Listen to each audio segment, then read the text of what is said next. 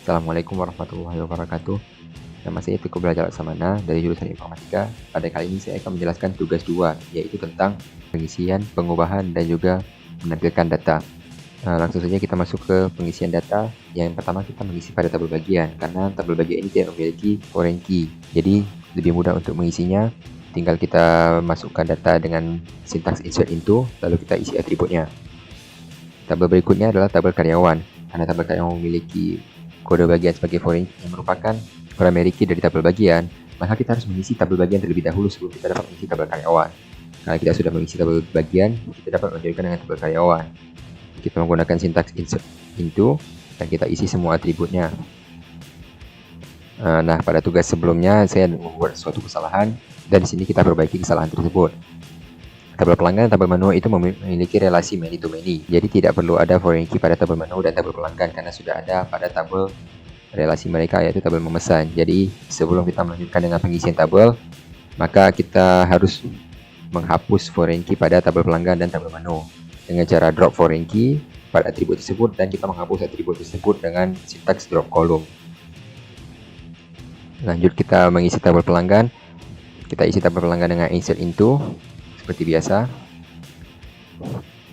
Dan pada tabel menu juga, karena tabel menu tidak memiliki foreign key, kita lebih bebas dalam mengisinya.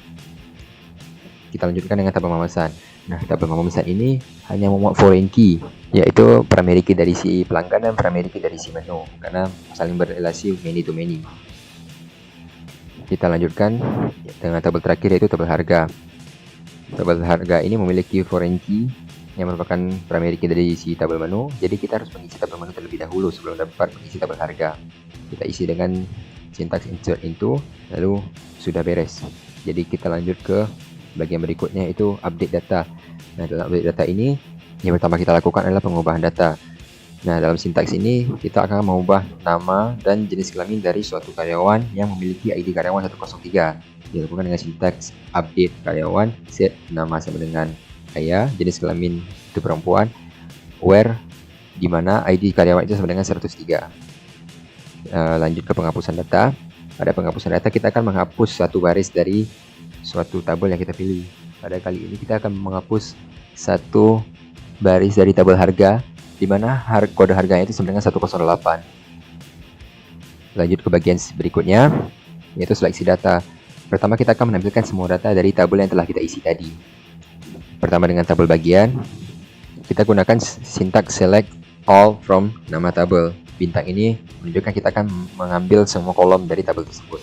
Jadi kita mulai dengan tabel bagian, lanjutnya ke tabel karyawan, tabel pelanggan, tabel menu, tabel memesan, dan juga tabel harga.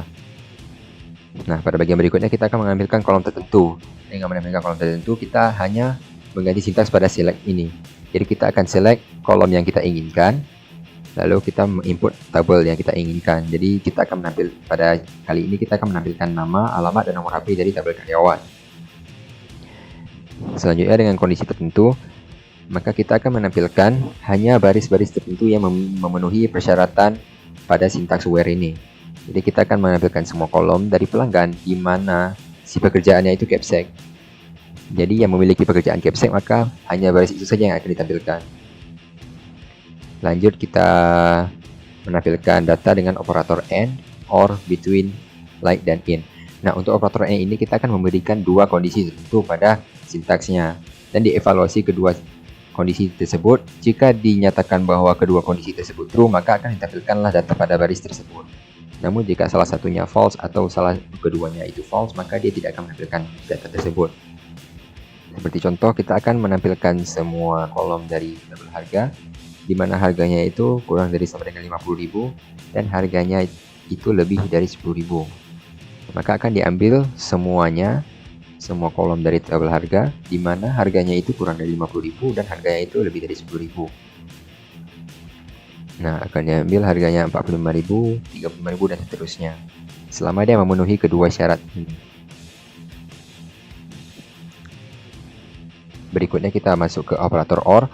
Nah, operator OR ini berbeda dengan operator AND, di mana operator AND itu harus memenuhi kedua kondisi, sedangkan operator OR itu jika dia sudah memenuhi salah satu kondisi dari yang kita berikan, maka dia akan ditampilkan.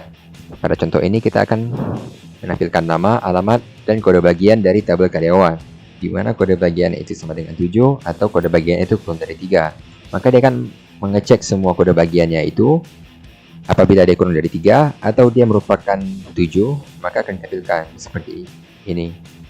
Kode bagian 1, kode bagian 2 itu kurang dari 3, maka dia ditampilkan. Dan kode bagian yang 7, dia ditampilkan. Jadi selama memenuhi salah satu kondisi, dia akan ditampilkan. Lanjut ke operator between. Operator between ini sebenarnya sama saja dengan operator AND tadi. Dia akan mengambil dari 2 angka dan akan mengembalikan semua yang berada di antara angka-angka yang kita berikan secara inklusif. Maksudnya itu angkanya itu termasuk. Dan operator between ini hanya terbatas pada atribut-atribut yang memiliki tipe data angka. Nah, pada contoh ini kita akan menampilkan semua kolom dari tabel bagian, di mana kode bagian itu di antara 3 dan 8. 3 dan 8 juga termasuk karena dia bersifat inklusif, maka akan ditampilkanlah kode bagian dari 3 sampai 8. Selanjutnya dengan operator like. Operator like ini sama juga seperti dengan fuzzy search, yaitu mencari data dengan keyword yang samar-samar.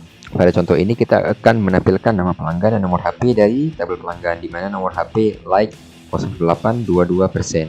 Nah, maksud 0,822% ini kita akan mengevaluasi apakah nomor HP-nya itu pada awal 4 karakter pertamanya itu 0,822%. Ini adalah wildcard yang menandakan bahwa sisanya itu tidak penting. Kita hanya melihat pada 4 karakter pertama dari atribut nomor HP tersebut.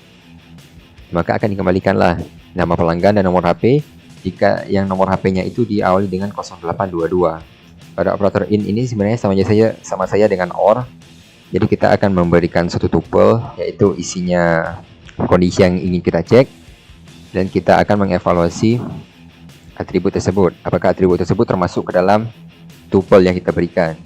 Pada contoh ini kita akan menampilkan semua kolom dari tabel pelanggan, di mana pekerjaannya itu termasuk dalam capsec atau penjaga hutan. Jadi jika pekerjaannya capsec, maka akan ditampilkan. Jika pekerjaannya itu penjaga hutan, maka akan ditampilkan. Mungkin hanya sampai sini saja penjelasan saya. Lebih dan kurang saya mohon maaf. Billahi taufiq wal hidayah. Wassalamualaikum warahmatullahi wabarakatuh.